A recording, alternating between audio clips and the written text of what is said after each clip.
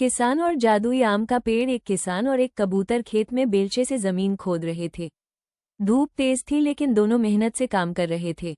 इतने में गांव की एक पागल दादी आती है और किसान का मजाक उड़ाने लगती है, कभी हंसकर और कभी अजीब चेहरे बनाकर। खुदाई करते करते किसान को अचानक मिट्टी के नीचे से एक चमकता हुआ सुनहरा मटका मिलता है। वह हैरान होकर उसे निकालता है और घर ले जाता है। घर पहुंचकर जब वो ढक्कन खोलता है तो अंदर एक नन्हा सा जादुई आम का पौधा उगा हुआ होता है जो रोशनी में चमक रहा है। किसान खुशी खुशी पौधे को अपने बगीचे में लगा देता है। कुछ ही दिनों में वो पौधा बढ़कर एक बड़ा, हरा भरा और आमों से लदा पेड़ बन जाता है। गांव वाले भी आकर उस पेड़ की तारीफ करते हैं। किसान और कबूतर खुशी से फल तोड़कर सब में बांटते हैं।